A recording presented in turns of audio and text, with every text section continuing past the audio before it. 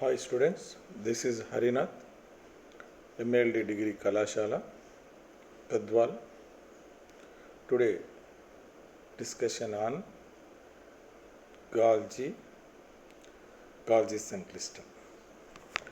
గాల్జీ సంక్లిష్టాన్ని మొట్టమొదటిసారిగా 1898లో ఇటాలియన్ శాస్త్రవేత్త క్యామిలో గాల్జీ అనే శాస్త్రవేత్త గుడ్లగూబ మెదడులోని పర్కంజీ కణజాలాల్లో పిల్లినాడి కణాల్లో మొట్టమొదటిసారిగా కనుగొనడం జరిగింది. గాల్జీ సంక్లిష్టాలను డిక్టియోజోమ్, లైపోకాండ్రియా, గాల్జీ పరికరం, ఐడియోజోమ్లు, బేకర్ నిర్మాణాలు అని కూడా పిలుస్తారు. రకరకాల పేర్లతో పిలుస్తారు. దానిలో భాగంగానే లైపోకాండ్రియా, గాల్జీ సంక్లిష్టం, ఈడియోజోమ్స్ అని కూడా పిలవడం జరుగుతుంది. దీని యొక్క నిర్మాణాన్ని ఒకసారి మనం పరిశీలిస్తే గాల్జీ సంక్లిష్టం వివిధ కణాల్లోనూ వివిధ జీవుల్లోనూ కొంత భిన్నంగా కనపడుతుంది. ఎపిడైడమిస్, క్లోమం, కాలయం, ప్లాస్మా ముష్కాల్లోని కంతుల కణాల్లో గాల్జీ సంక్లిష్టం ఒక్కొక్క విధమైన నిర్మాణాన్ని కనిపిస్తుంది, ఒక్కొక్క నిర్మాణంతో కనిపిస్తుంది. ఎలక్ట్రాన్ సూక్ష్మదర్శిని సహాయంతో దీన్ని పరిశీలించిన 3 రకాల త్వచ సంబంధ నిర్మాణాలతో కనిపిస్తుంది. సిస్టర్నే లేదా చదును తిత్తులు. ఈ సిస్టర్నేలు సాధారణంగా 4 నుంచి 8 వరకు ఉండి ఒకదానికొకటి సమాంతరంగాను పుటాకారంగాను ఉంటాయి. ఒక సిస్టర్నాను మరొక సిస్టర్నాను వేరు చేస్తూ మధ్యన ఖాళీ ప్రదేశం ఉంటుంది. ఈ ఖాళీ ప్రదేశాన్ని సిస్టర్నాంతర ఖాళీ ప్రదేశం అని అంటారు. సిస్టర్నాలు కుంభాకార, పుటాకార తలాలను కలిగి ఉంటుంది. కుంభాకార తలం కేంద్రక త్వచం వైపు, పుటాకార తలం కణం త్వచం వైపు ఉంటుంది. కుంభాకార తలాన్ని ఫార్మింగ్ తలం అంటారు. ఈ ప్రదేశం నుండి కొత్త సిస్టర్నాలు ఏర్పడతాయి. పుటాకార తలాన్ని గాల్జీ సంక్లిష్టం పుటాకార తలాన్ని పరిణతి చెందిన తలం అని కూడా పిలుస్తారు. ఈ తలం వద్దనున్న సిస్టర్నాలు స్రావ తిత్తులను ఏర్పరచడం మనము ఇక్కడ చూడవచ్చు. మనం ఒకసారి డయాగ్రామ్లో చూస్తే Golgi body is made of a stack of membranes bound bodies known as the cisternae. నాళికలు. సిస్టర్నే చివరి ప్రదేశం నుంచి ఈ నాళికలు ఏర్పడతాయి. సిస్టర్నాల నుంచి ఏర్పడిన నాళికలు ఒకదానితో ఒకటి కలిసి వలవలె ఉండి నిర్మాణాన్ని ఏర్పరచడం జరుగుతుంది. తిత్తులు, ఆశయాలు. ఇవి నాళికల ఉపరితలం వద్ద అంటుకొని ఉండును. సిస్టర్నాల యొక్క పరిణతి చెందిన తలం వద్ద నుండి తిత్తులు ఏర్పడతాయి. ఈ తిత్తులు అతి సూక్ష్మ సంచుల నుండి నిర్మాణాలు. తిత్తులు 2 రకాలుగా ఉంటాయి. నునుపు తిత్తులు, వీటిలో స్రావ పదార్థాలు ఉంటుంది కనుక వీటిని స్రావక తిత్తులు అని కూడా పిలుస్తారు. తర్వాత గరుకుతల తిత్తులు. ఇవి బుడిపెలతో గరుకు ఉపరితలాన్ని కలిగి ఉంటాయి. ఈ నిర్మాణాలు వివిధ విధులను గుర్తింపజేయడం అనేది లేదు. గాల్జీ సంక్లిష్టము యొక్క విధులు. ఈ గాల్జీ సంక్లిష్టము గాల్జీ బాడీ యొక్క ఈ వర్క్ పని ఏమైనా ఒకసారి మనం పరిశీలిస్తే ఇవి స్రావక క్రియను నిర్వర్తిస్తాయి. ఇవి సియు, ఎఫ్ఈ విటమిన్ల నిల్వకు సహకరిస్తాయి. ఇవి జైమో రేణువులను ఏర్పరుస్తుంది. ఎంజైమ్ను నిర్వహించు ఆశయాలను జైమోజన్ రేణువులను అంటారు. ఇది ప్రాథమిక లైపోజోమ్లను ఏర్పరుస్తుంది. ఇది గ్లైకోప్రోటీన్, పాలిసాకరైడ్ల సంశ్లేషణకు తోడ్పడుతుంది. ఇది శుక్ర కణము తలయందు ఎక్రోజోమ్ను ఏర్పరచడానికి కూడా ఇది ఉపయోగపడుతుంది. ఈ రైబోజోమ్ క్లాడే అనే శాస్త్రవేత్త రైబోజోమ్స్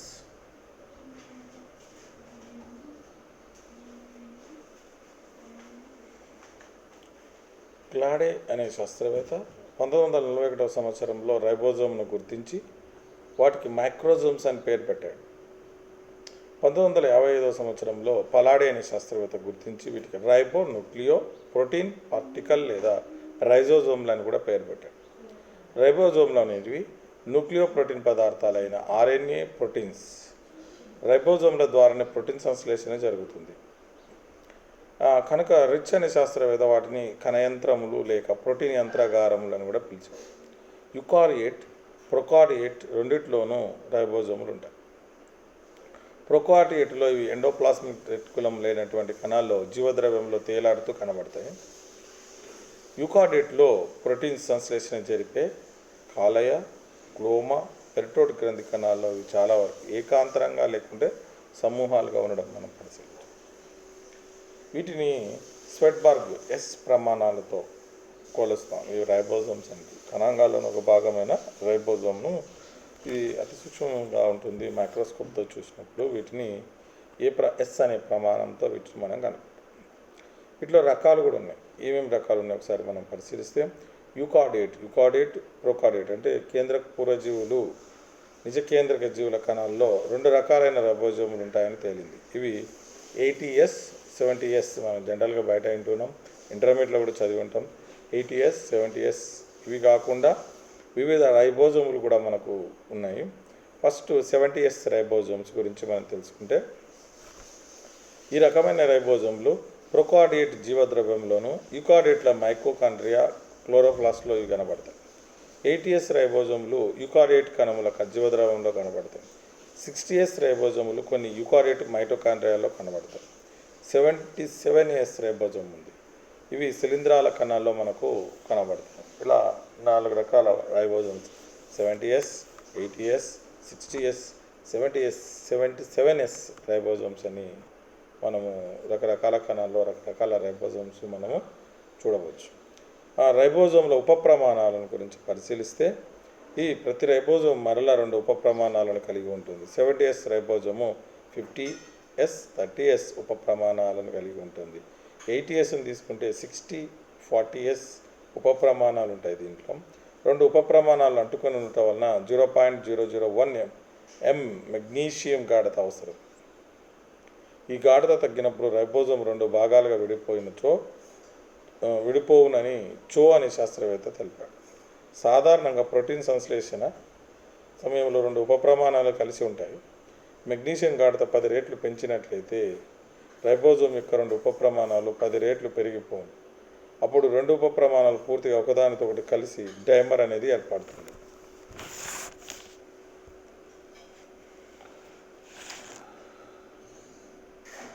సెవెంటీఎస్ రైబోజోమ్ యొక్క డైమర్ విలువ 100S ప్రమాణం ఉంటుంది. 80S రైబోజోమ్ యొక్క డైమర్ విలువ 120S ప్రమాణం ఉంటుంది. 70S రైబోజోమ్ ఉపప్రమాణాల యొక్క ఆర్ఎన్ఏ ఈ క్రింది స్వెడ్బర్గ్ ప్రమాణాలను కలిగి ఉంటుంది. 50S ఉపప్రమాణంలో 23S RNA, 5S RNA, 30S ఉపప్రమాణం 60S ఆర్ఎన్ఏలో ఉంటుంది.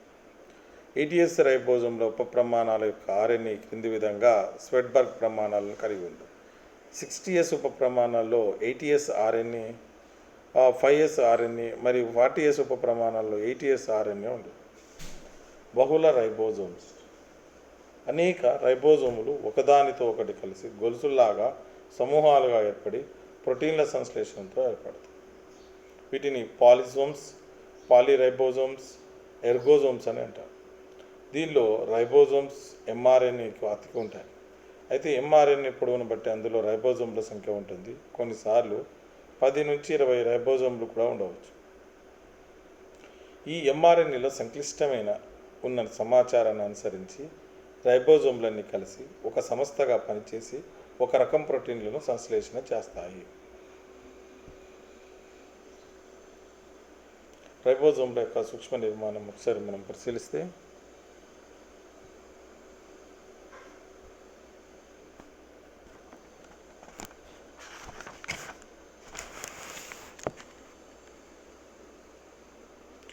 రైబోజోమ్లు స్పియర్ ఆకారంలో ఉంటాయి.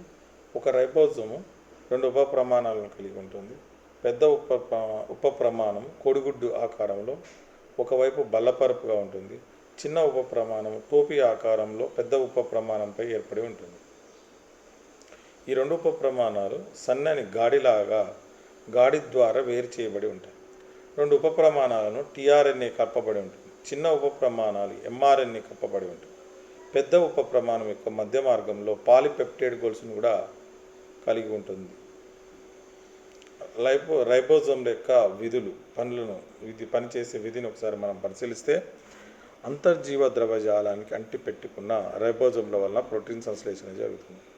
కణంగాల్లో ఇది ఒక కణం కాబట్టి కణంలో ఉన్న రైబోజోమ్లో అంతర్జీవ ద్రవజాలానికి అంటిపెట్టుకున్న రైబోజోమ్లు ప్రోటీన్ సంశ్లేషణకు తోడ్పడుతుంది. మెయిన్ ఇది యొక్క విధి ఏమంటే, కణాన్ని తీసుకుంటే రౌండ్లో మనం ఇంతకుముందు చెప్పుకున్నట్టు అంతర్జీవ ద్రవజాలంలో ఉంటుంది.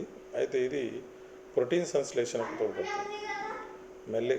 స్వేచ్ఛా రైబోజోమ్ల జీవ పదార్థానికి పెరుగుదలకు అవసరమైన ప్రోటీన్లను ఉత్పత్తి చేస్తాయి.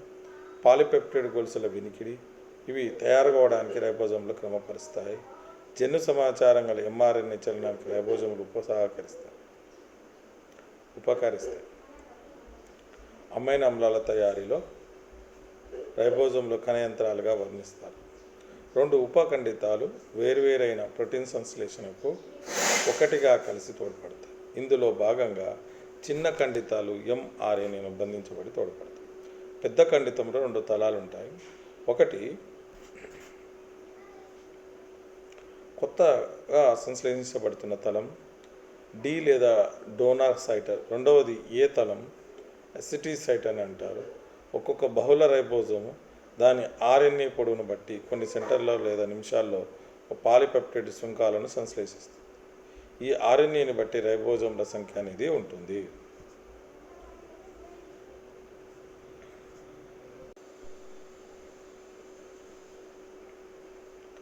నెక్స్ట్ లైసోజోములు. జీవుల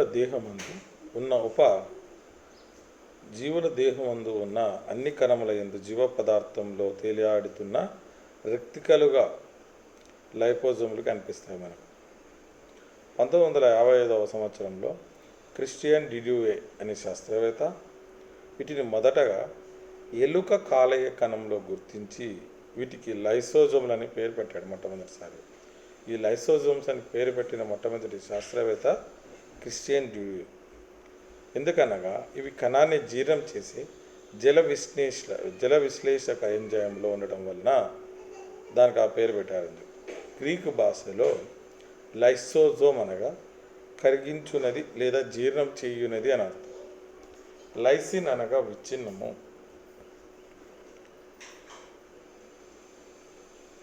సోమ అనగా దేహము. ఇవి అంతర్జీవ ద్రవజాలకం గాల్జీ సంక్లిష్టం యొక్క నాళికల చుట్టూ కేంద్రీకరణం చెంది కనిపించుటచే వీటిని పరిపక్వ ద్వేహాలు అని కూడా అంటారు. లైసోజోమ్లను స్వయం పక్షిక రక్తికలు, ఆత్మహూతి సంచులు, విచ్ఛిన్న కోశములు అనే కణ అటం బాంబులు, తర్వాత సెల్ కిల్లర్స్ అని ఇతర పేర్లతో కూడా మనం పిలుస్తాం. లైసోజోములు గోళాకారంగా కానీ, అండాకారంగా కానీ, క్రమరహితంగా కానీ, కడ్డీ ఆకారంలో కానీ ఉంటాయి. ఇలాగా గుండ్రంగా కానీ, గోళాకారంగా కానీ, క్రమరహితంగా కానీ, కడ్డీలా కానీ మనకి ఇవి కనబడతాయి. వీటికి రకరకాల పేర్లతో పిలుస్తారని చెప్పాను. లైసోజోమ్లను వరికుల్యా దేహములను కూడా పిలుస్తారు. దీని యొక్క రసాయన నిర్మాణాన్ని పరిశీలిస్తే రసాయనికంగా వేటిని ఆమ్లజల విశ్లేషణలతో నిండిన తిత్తులని కూడా చెప్పవచ్చు. దీనిలో ఆమ్ల పాస్టటేజ్తో పాటు 40 రకాల ఎంజైమ్లను గుర్తించారు. ఈ ఎంజైమ్లన్నీ కొద్దిగా ఆమ్ల pHలో సమర్థవంతంగా పనిచేస్తాయి కాబట్టి వీటిని ఆమ్ల జల విశ్లేషితాలు అని కూడా అంటారు. లైపోజోమ్ల బహురూపకత. లైపోజోమ్లు బహురూపకతను ప్రదర్శించడానికి కారణము వాటి శరీర ధర్మ క్రియాశీలతే కారణం. అవి తీసుకున్న ఆహార పదార్థాలను అనుసరించి వాటి ఆకృతి, పరిమాణం, సాంద్రత మారుతూ ఉంటుంది. దీనిని బట్టి లైపోజోములు 4 రకాలు. 1 ప్రాథమిక లైపోజోములు, 2 జీర్ణ రెక్తికలు, 3 శేష నిర్మాణాలు, 4 ఆటోపాసిక్ నిర్మాణాలు.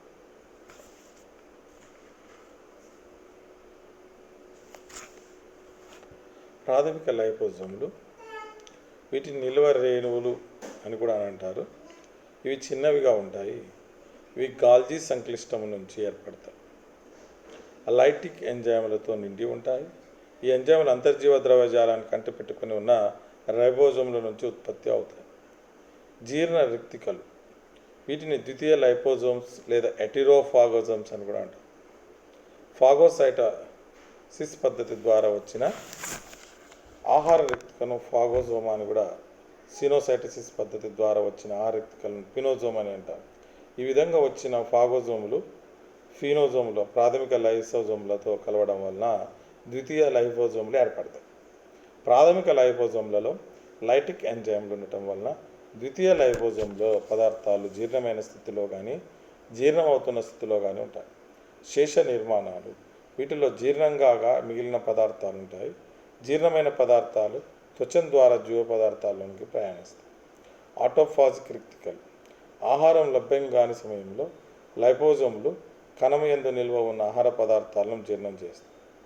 కొన్ని సమయాల్లో కణము యందు ఇతర కణాంగాలను కూడా గ్రహించు. అందువల్ల ఈ లైపోజోమ్లను సైటో లైపోజోములు లేదా ఆటోఫాగోజోములు అని కూడా అంటారు. లైపోజోమ్ల యొక్క విధులను మనం ఒకసారి మనం చూస్తే, హెటిరోఫాజీ, కణం ఘనరూపంలో ఉన్న ఆహార పదార్థాలను గ్రహించుటను ఫాగోసైటోసిస్ అని అంటారు. ఈ విధంగా ఘన రూపంలో ఉన్న ఆహార పదార్థాలతో ఉన్న రిక్తికను ఫాగోజోమ్ అని పిలుస్తారు. కణం ద్రవ్య రూపంలో ఉన్న ఆహార పదార్థాలను గ్రహిస్తే దాన్ని పినోసైటోసిస్ అని అంటారు. ఈ విధంగా ద్రవ రూపంలో ఉన్న ఆహార పదార్థాలు ఉన్న రిక్తికను ఫీనోజోమ్ అని పిలుస్తారు. ఈ విధంగా ఏర్పడిన ఫీనోజోము ఫాగోజోము కణత్వచం నుంచి విడిపడి లైపోజోమునకు దగ్గరగా అయ్యి రెండింటి త్వచాలు కలిసిపోయి ఒకటిగా ఏర్పడతాయి. దీన్ని జీర్ణరిక్తిక అని కూడా పిలుస్తారు. జీర్ణమైన పదార్థాలు కణద్రవ్యంలోని జీర్ణం కాని పదార్థాలు శీర్షరిక్తికలుగా మారడం అనేది దీనిలో మనం పరిశీలించవచ్చు. ఫాగోసైటోసిస్ పీనోసైటోసిస్లను కలిపి ఎండోసైటోసిస్ అని అంటారు. ఈ విధంగా వచ్చిన రిక్తికను ఎండోజోమ్ అని కూడా పిలుస్తారు. ఈ విధంగా ఎండోజోములు లైపోజోములతో కలిసి జీర్ణమవడాన్ని ఎటిరోఫాజీ అని మనం పిలుస్తాము.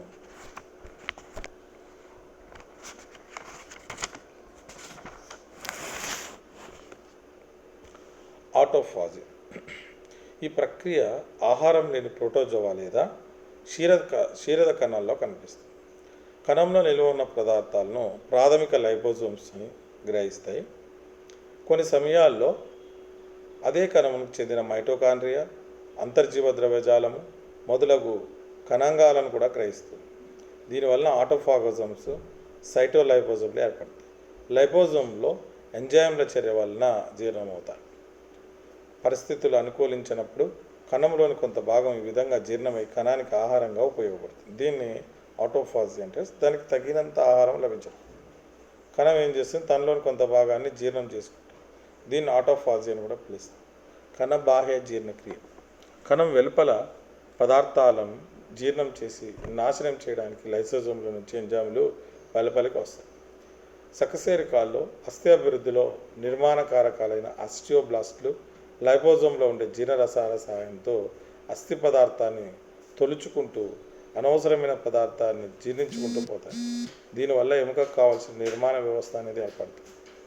శుక్రకణంలోని లైసోజోమ్ల నుంచి వెలువడిన జీర్ణరసాల వల్ల ఎక్రోజోమ్ అండాన్ని చుట్టి ఉన్న త్వచాలను పదార్థాలను జీర్ణం చేసి శుక్రకణం అండాన్ని చేరుకొని ఫలదీకరణం జరగడానికి తోడ్పడుతుంది. నెక్స్ట్ కణజీర్ణక్రియ. కొన్ని కణజాలాలు, కొన్ని అవయవాలు వాటి కణాల్లో గల లైపోజోములు చర్య వలన కరిగిపోయి అదృశ్యములు. దీన్ని కణజీర్ణక్రియ లేకుంటే ఆటోలైసిస్ అంటారు. కప్ప రూప క్రియలో చిరుకప్ప కప్పగా మారడానికి తోక కణాలు లైపోజోమ్లను తొలగిస్తాయి. చిరుకప్ప కప్పగా మారడానికి తోక కణాలను లైసోజోమ్లే తొలగిస్తాయి. సకశేరుకాల పంచాంగులిక అంగంలో వేలికి మధ్య ఉన్న కణాలను పిండ దశలో లైపోజోమ్ల ఎంజైమ్ చర్య వలన కోల్పోయి అంగంగా ఏర్పడడం అనేది జరుగుతుంది. కణాంతర జీర్ణక్రియ. తెల్ల రక్త కణంలో లైసోజోములు అధిక మొత్తంలో ఉంటాయి. ఇవి హానికరమైన బ్యాక్టీరియాలకు ప్రవేశించినప్పుడు వాటిని భక్షిస్తుంది. తర్వాత జీర్ణరస తిత్తులు బ్యాక్టీరియాలను నాశనం చేసి శరీర రక్షణకు కూడా ఇది తోడ్పడడం అనేది జరుగుతుంది.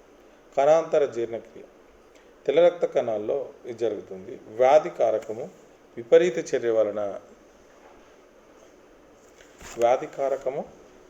చర్య వలన కలుగు వ్యాధులు. లైసోజోమ్లో డిఎన్ఏస్ అనే ఎంజైమ్ విడుదలైనప్పుడు ఉత్పరివర్తనాలకు దారితీసి వ్యాధిని కూడా చనింపజేస్తాయి. ఎలిసన్ అనే శాస్త్రవేత్త ప్రకారం ఈ ఉత్పరివర్తనాలు క్యాన్సర్ పుట్టుకకు గుర్తించడానికి తోడ్పడతాయి. కణాలకు విటమిన్ ఏ అమితంగా లభ్యమైతే అస్థి కణాలలోని లైసోజోములు విచ్ఛిన్నమై ఫలితంగా అస్థి దెబ్బతింటుంది. లైసోజోములో గ్లైకోజన్ జీర్ణం చేసే గ్లైకోజెనేజ్ అనే ఎంజైమ్ లోపించడం వల్ల కణాల్లో గ్లైకోజన్ నిల్వ అవుతుంది. దీన్ని పొంపు వ్యాధి అని కూడా పిలుస్తారు. ఇది ఒక రకమైన జన్యులోపం. ముఖ్యంగా మనము దీంట్లో వచ్చే క్వశ్చన్స్ ఒకసారి మనం పరిశీలిస్తే, ఫస్ట్ గాల్జీ సంక్లిష్టం. కణాంగాల్లో గాల్జీ సంక్లిష్టం తీసుకుంటే ఇది గుడ్లగూబ మొదటిలో మొట్టమొదటిసారిగా పర్కిన్స్ అనే శాస్త్రవేత్త కనుక్కోవడం జరిగింది. చాలాసారి గాల్జీ సంక్లిష్టం నిర్మాణం గురించి రాయండి అని చెప్తారు మనకు. గాల్జీ సంక్లిష్టం విధులు అని కూడా అడుగుతుంటాడు. నెక్స్ట్ రైబోజోమ్స్ యొక్క రకాలు, రైబోజోమ్లో ఉప ప్రమాణాలు, ముఖ్యంగా షార్ట్ క్వశ్చన్స్లో అడుగుతుంటాడు. రైబోజోమ్ల యొక్క విధుల్లో ముఖ్యంగా మనము రైబోజోమ్స్ ప్రోటీన్ల సంశ్లేషణలో తోడ్పడుతుంది. స్వేచ్ఛ రైబోజోములు జీవ పదార్థానికి పెరుగుదలకు అవసరమైన ప్రోటీన్ను ఉత్పత్తి చేయడానికి తోడ్పడుతుంది. ఇది నెక్స్ట్ లైపోజోమ్స్లో ముఖ్యంగా దాని యొక్క రసాయన నిర్మాణం అడగవచ్చు. లైసోజోమ్ల బహురూపకత, తర్వాత దీనిలో ఆటోఫాజిక్ రిక్తికలు, శేష నిర్మాణాల గురించి అడుగుతాడు. లైపోజోమ్ల యొక్క విధులు, ఇది లైసోజోమ్లు చేసే పని గురించి కూడా అడుగుతూ ఉంటాడు. నెక్స్ట్ ఆటోఫాజీ, కణబాహ్య జీర్ణక్రియ, కణజీర్ణక్రియ, కణాంతర జీర్ణక్రియ, ఇవన్నీ షార్ట్ క్వశ్చన్స్ అడగవచ్చు. వ్యాధి కారకం విపరీత చర్య వల్ల కలిగి, ఇది కూడా విపరీతంగా ఈ లైసోజోమ్స్ ఎంజైమ్స్ విడుదల అవుతాయి, ఏం జరుగుతాయి, ఏ వ్యాధులు వస్తాయి అనే దాని గురించి కూడా అడుగుతూ ఉంటాడు.